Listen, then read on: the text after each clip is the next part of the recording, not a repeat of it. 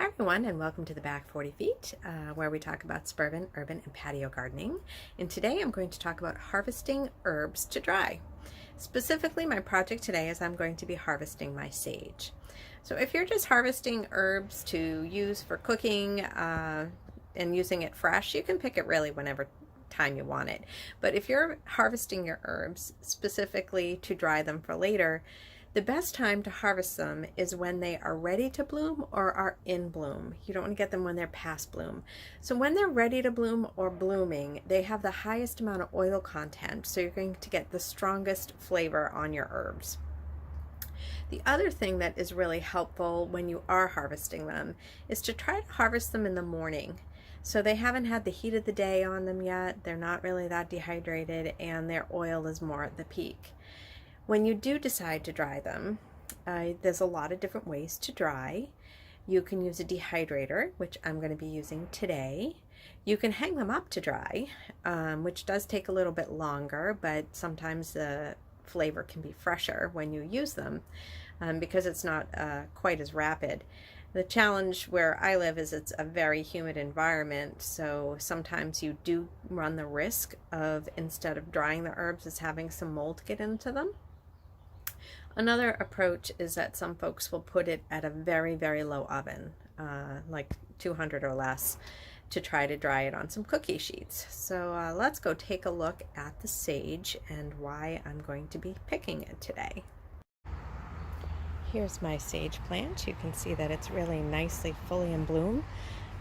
It's about 10 o'clock in the morning, so it's still a good time to harvest them. And as I come down and look at these closer, you can see that the green on these leaves are really nice and perky. There's no sign of any mold or fungus. And when I harvest these, I'm going to actually trim all the way down the branches, and then I'll trim off the leaves, as I'll show you in a minute. And what that does is it also allows this bush to send out some more shoots, so I should be able to get a second harvest this summer. Here's my bucket of harvested sage. Wow, that's fragrant, but looks really healthy. And when I was harvesting, I was pretty aggressive, but I still left about a third of the plant left. Here you can see that I've trimmed it way back. But in addition to wanting more sage for my kitchen, I also tried to be really selective in my pruning, because if you look here, you can see that there's this big space of just bark. So it's almost like a hole in the plant, and I'd like to really get it to bush out. So by pruning way back, you can kind of see on that branch that you'll start to get new growth. So by pruning this really pretty significantly, all of these branches here should start to sprout new branches and will help to fill in this plant. Here's the bucket of sage that I'm going to be trimming. So the first thing I'm going to do is I'm going to just trim off all these leaves and put them in a bowl to be washed and spun out to get most of the moisture out before I put this into the dehydrator. These are really sturdy leaves, so they can handle a vigorous wash. I've finished trimming my sage, so you can see this is easily almost like 4 cups of fresh sage. So I'm going to rinse this and let it dry a bit before I put in the dehydrator. I certainly could have left these on the stem, but sage has a pretty thick stem, and that would just take that much longer to dry. For plants that have thin leaves like basil or mint, I don't mind just hanging those up on their stems to let them dry. They dry pretty quick. But things that have a thicker leaf like sage or rosemary, I just find it a lot easier to do in the dehydrator. I don't have to worry about any damp or humid days that could affect the quality of the drying herb. This is the sage getting all set up in the dehydrator. So this has 8 different layers. Here I can see that I've put the sage in. If you look here, this is an empty layer that will just, once it's full, will just go on there. And the other thing that I have is these screens that go over So you can see how loose that is, and the herb will just end up falling through there. So this will capture more of the dried herbs, and then it has a cover that's going to go right on top. And whether I was doing this in a dehydrator or in the oven, I try to put it really low. So for this, for herbs, I usually prefer it anywhere between 105 and 115.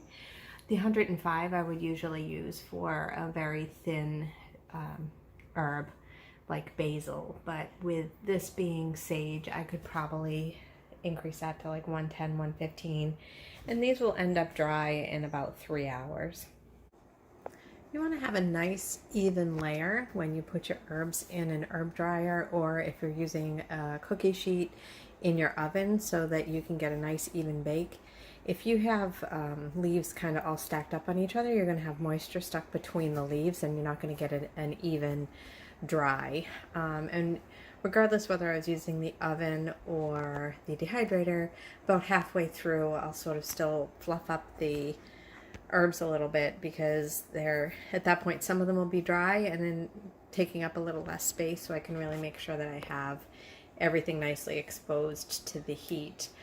Something else to keep in mind is when you are drying fresh herbs, it can really be very aromatic in your house.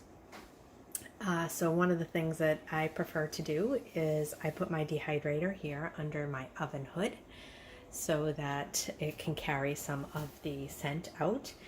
You know, and when I've been drying basil and mint, it can really stay in the house for a long time.